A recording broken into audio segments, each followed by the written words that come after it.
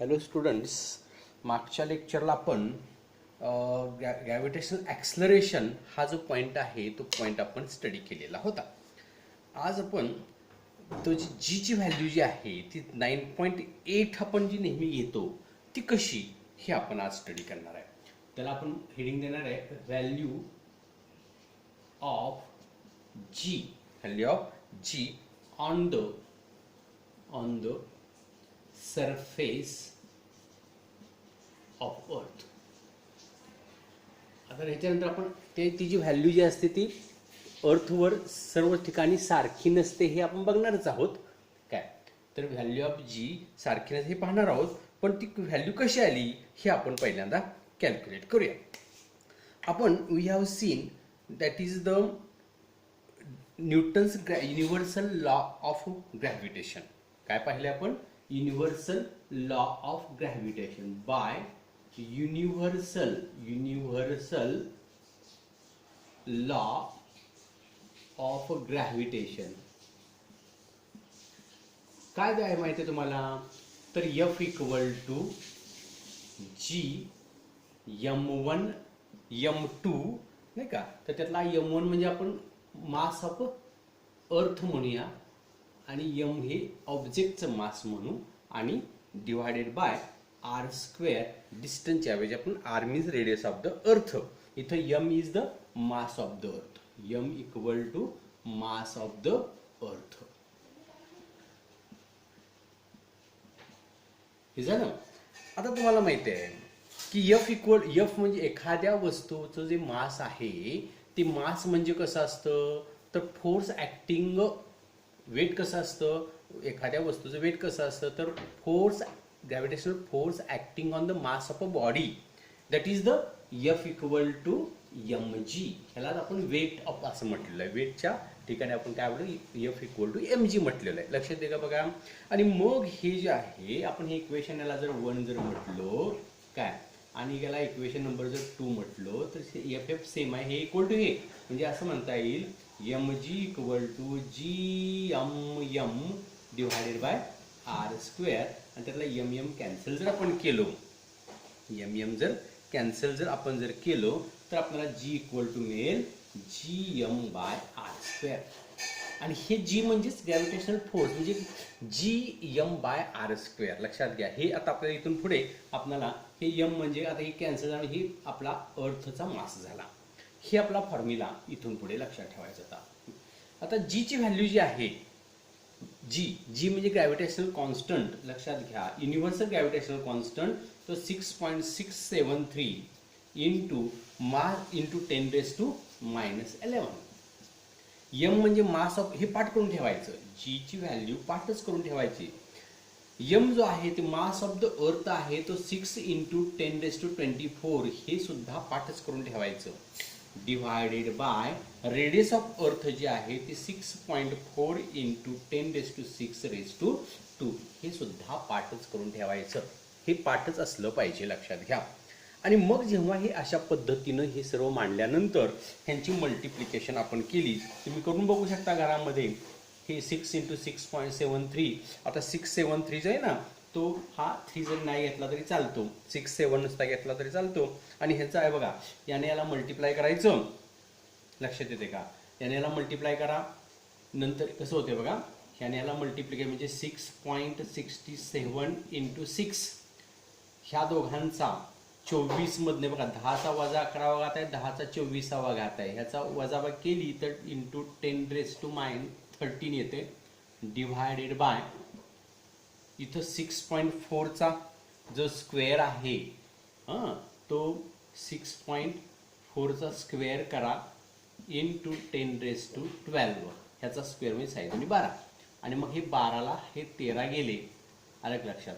हा 10 राहतो तो 60 असं करायचं याचा म्हणजे 6.67 इंटू 10 इंटू 6 म्हणजे 60. आणि ह्याचा स्क्वेअर करा आणि याचा भागाकार करून बघा ते answer 9.77 metre per second square येतोच. हे काय येतं 9. हे भागाकार करून बघा तुम्ही तुमच्या याच्या पद्धतीनं. याने ह्याला गुणायचं, याने ह्याला गुणायचं. 6.4 गुणिले 6.4 करा, त्यांचा भागाकार करा. जे येईल ते तुमचं आन्सर. आणि ते येते 9.77. 9.77 आपण न घेता आपण 9.8 घेतो, म्हणजे 77 पैसे न म्हणता आपण 80 पैसे म्हणतो, म्हणजे 9.8 असा त्याचा अर्थ होतो. ही जीची व्हॅल्यू आपण नेहमी कॅल्क्युलेट करत असतो. म्हणजे याच्यावरून असं समजतं की acceleration depends on M and R. म्हणजे जीची व्हॅल्यू जी आहे mass of earth and radius of अर्थवर अवलंबून असते. इथं आपण आर जो आहे तो कॅपिटल आर स्क्वेअर जरी घेतला तरी चालतो, कारण का तर कॅपिटल आर म्हणजे that is the radius of earth. आणि मग त्याची त्या जीची व्हॅल्यू जी आहे ती जीची value mass of earth and radius of अर्थवर डिपेंड असते. But it does not depend on the properties of the object. Object जो आहे त्या ऑब्जेक्टच्या कुठल्या, म्हणजे ऑब्जेक्ट मोठा आहे का छोटा आहे, म्हणजे याच्यावर काहीच अवलंबून नाही. समजा तुम्ही एखादा छोटासा कागद उंचावरून खाली टाकला, त्याच्यावर सुद्धा त्याच्यावर जे काय ग्रॅव्हिटेशनल फोर्स ऍक्ट होत आहे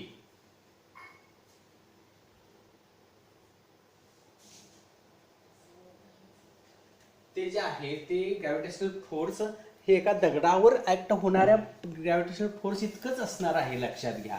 त्याच्यात काही फरक म्हणजे that value of g or gravitational force does not depends on the property of the object. लक्षात घ्या, हे वाक्य अतिशय महत्वाचं आहे. आता एका मार्क्ससाठी तुम्हाला विचारतील तर लक्षात ठेवा, that is the value of G does not depend on the property of the कशाच्या property of the object, but it depends on the G and M. लक्षात आलं? हा पॉईंट तुमच्या लक्षात आला असला तर आता आपण बघणार आहे की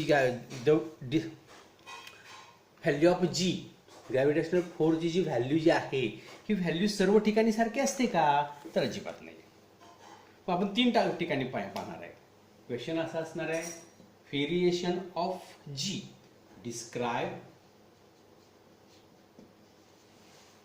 व्हेरिएशन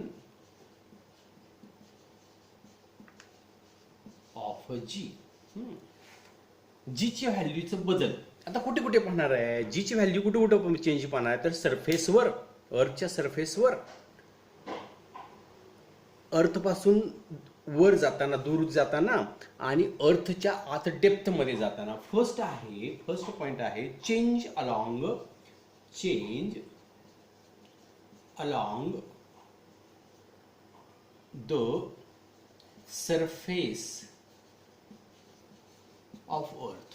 आता आपण अर्थची व्हॅल्यू 9.77 आता काढली होती, होय की नाही. पण आता जी अर्थ जी आहे ती अर्थ ही अशी टोटली सर्कल नाही, टोटली राऊंड नाही. Earth is not a total sphere. Earth ही पूर्णपणे गोलाकार नाही आहे, लक्षात घ्या. ती कुठंतरी बल्ज आहे आणि कुठंतरी काय आहे तर थोडीशी फ्लॅट म्हणजे चपटी. लक्षात घ्या, फ्लॅट म्हणजे चपटी. अर्थ इज नॉट एक्झॅक्टली स्पेरिकल. आता अर्थ ही, मी पहिला पॉइंट लिहीन, earth is not perfect exactly spherical.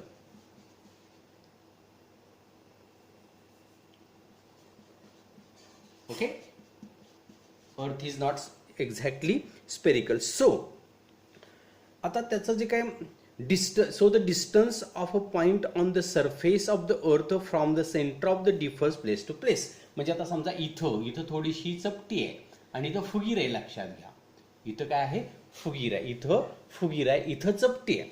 म्हणजे हे जे सेंटर आहे त्या सेंटर पासूनचं हे डिस्टन्स छोटा असणार आहे, हे डिस्टन्स जास्त असणार आहे. म्हणजे ही रेडियस छोटी आहे, ही रेडियस जास्त आहे. आलं का लक्षात? आणि मग अर्थ बल्ज ॲट द इक्वेटर.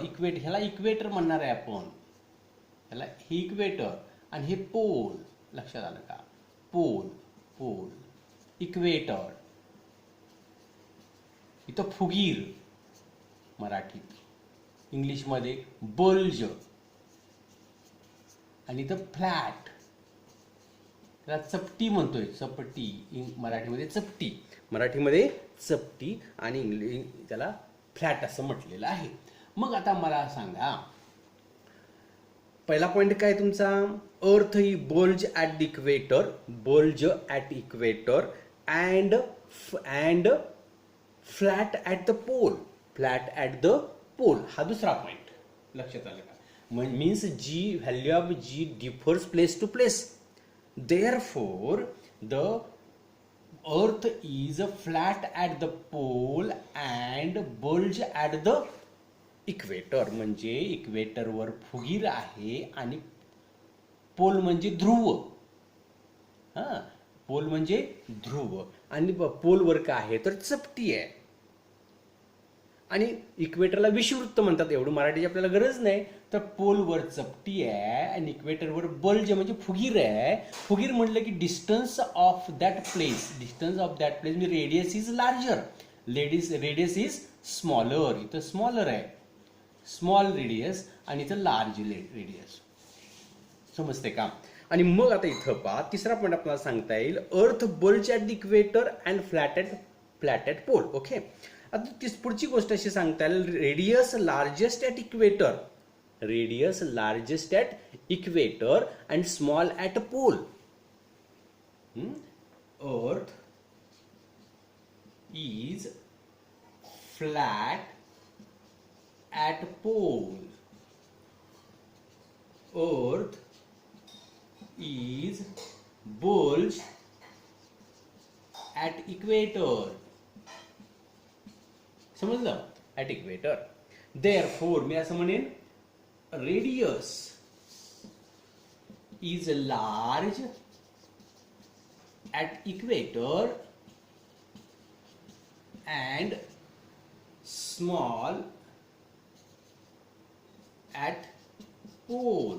बरोबर का. लक्षात आलं का. बघा तुमच्या ही गोष्ट लक्षात आली का. मग अशा पद्धतीने जर का असेल, मग आता आपल्याला माहिती आहे रेडियस जितकी जास्त, रेडियस जितकी जास्त तितकं फोर्स ऑफ अट्रॅक्शन कमी. म्हणजे जीची व्हॅल्यू कमी, व्हॅल्यू ऑफ जी हायेस्ट. मग आता रेडियस जिथं कमी तिथं अट्रॅक्शन जास्त, रेडियस जास्त तिथं अट्रॅक्शन कमी. लक्षात घ्या. रेडियस जास्त तिथं अट्रॅक्शन कमी, रेडियस कमी तिथं अट्रॅक्शन कमी. म्हणजे अट्रॅक्शन जास्त म्हणजे पोलला अट्रॅक्शन जास्त असलं पाहिजे. Therefore at pole attraction is larger.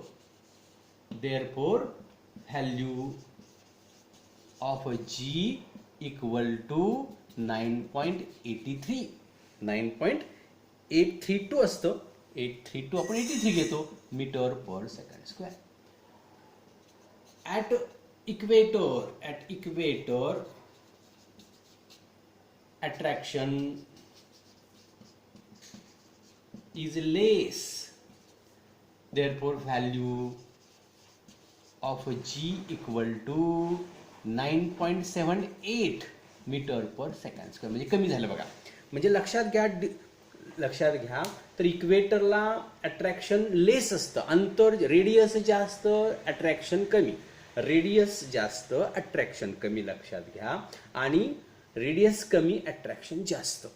Therefore value of g differs from equator to place to place or pole to equator. म्हणजे इथं 9.77 आपण बघितलं होतं कुठेही सरफेसवर. इथं आपण बघितलं 9.832 आणि इथं बघणार आहे आपण 9.78. Means gravitational force differs place to place. एवढं तुम्हाला त्यात लिहावं लागेल. म्हणजे जेव्हा तुम्हाला क्वेश्चन विचारलं जाईल change along the surface of the अर्थ, तुम्हाला एवढ्या गोष्टी तुम्हाला लिहाव्या लागतील. समजलं का. बघा पुन्हा एकदा पहा. तर earth is not exactly spherical but it is flat at pole and bulge at equator. म्हणजे पोलवर चपटी आहे आणि इक्वेटरवर फुगीर आहे. Earth is bulge at equator means radius large आहे. फ्लॅट ॲट पोल म्हणले की रेडियस स्मॉल आहे. स्मॉल रेडियस म्हणले की अट्रॅक्शन ग्रेट. लार्ज रेडियस म्हणले की अट्रॅक्शन स्मॉल. ते लिहिले बघा. Radius is large at equator and small at pole. At the pole attraction is large, value G equal to 9.832, and equator attraction is less, therefore G equal to 9.78 meter per second square. Therefore the value of G on the surface of Earth is not same place to place. समजलं? हा झाला एक point. आता आपण हे सरफेसवर पाहिलं. आता आपण सरफेस पासून दूर जाऊ. म्हणजे value of g changes with height. Value of g changes with height म्हणजे हाईटवर जसं आपण वर जाऊ तसं व्हॅल्यू ऑफ जी बदलत जाते. लक्षात घ्या. म्हणजे दुसरा पॉईंट असणार आहे value of g changes at height. समजते का? हाईट जसजसे उंचीवर जाऊ तसतशी व्हॅल्यू ऑफ जी बदलत जाते. म्हणजे आपण सेंटरपासून जसं वर जाऊ, पृथ्वीच्या सेंटरपासून वर जाऊ तसं रेडियस वाढणार आहे. रेडियस वाढलं म्हटलं की त्याची अट्रॅक्शन, रेडियसचं सेंटरपासूनचं जे अट्रॅक्शन आहे त्या ऑब्जेक्टपर्यंत कमी होणार आहे. कारण आर स्क्वेअर. लक्षात घ्या, आपल्याला जीचा फॉर्म्युला काय आहे? G equal to G M by R square. म्हणजे ह्याची व्हॅल्यू जर वाढली या रेडियस पासून अंतर, समजा उदाहरणार्थ आता समजा हे जे आपली जी अर्थ आहे हे सेंटर तुमचा आर आहे आणि असं तुम्ही वर वर वर गेल्यानंतर ही याची जर डिस्टन्स असेल तर जसं तुम्ही वर जाल तसं रेडियस वाढणार. रेडियस वाढणार म्हणजे इथले आरचा स्क्वेअर वाढणार. आरचा स्क्वेअर म्हणजे डिनॉमिनेटरची संख्या वाढणार. म्हणजे उत्तर छोटं छोटं येणार. छोटे येणार म्हणजे जीची व्हॅल्यू छोटे येणार. लक्षात घ्या. म्हणजे ॲज वी, तिथं आपण काय लिहू? As we go above the earth the distance of any object increases from the centre of the earth. As we काय लिहिणार तुम्ही? As we go above the earth distance of object increases from the centre of the earth. Centre of the earth पासून distance of object, त्या object distance काय होणार आहे? वाढत जाणार आहे. As value of g goes decreases. As we go above the अर्थ value of जी, कारण रेडियस इन्क्रीज होते म्हणले की त्याचं जी व्हॅल्यू आहे ती छोटी छोटी येणार. म्हणजे value of g goes on decreases. आणि मग जसं आपण वर जाऊ, as we go above the earth, आपण पृथ्वीपासून जसजसे वर जाऊ तसतसे इथं बघा ह्याच फॉर्म्युल्याचा विचार करायचा आहे की जसजसे आरची किंमत वाढत जाईल, म्हणजे आर पासून ह्या आर प्लस एच असं वाढत जाईल तसं काय होईल तर व्हॅल्यू ऑफ जी डिक्रीज होत जाईल. And at a certain distance it will become the zero. Student समजते का? बघा, तर मी काय सांगतोय बघा की जसं आपण वर जाऊ तसं जीची किंमत कमी, म्हणजे ग्रॅव्हिटेशनल फोर्स कमी होत जातोय. आणि जसं आपण पुढे वर जाऊ तसं ग्रॅव्हिटेशनल फोर्स कमी होणार आणि व्हॅल्यू ऑफ जी काय होणार आहे? ॲट अ टाइम झिरो होणार आहे. कमी होत झिरो होणार आहे. आणि मग ते त्याचा प्रभाव, ग्रॅव्हिटेशनल फोर्सचा प्रभाव त्या वस्तूवर राहणार नाही आणि ती वस्तू काय होणार आहे तर आपल्या कक्षेच्या बाहेर जाणार आहे. हा एवढे 2 पॉईंट या लेक्चरमध्ये बघू. राहिला पॉईंट जो आहे तो पुढच्या लेक्चरमध्ये आपण पाहू. ओके, ठीक आहे.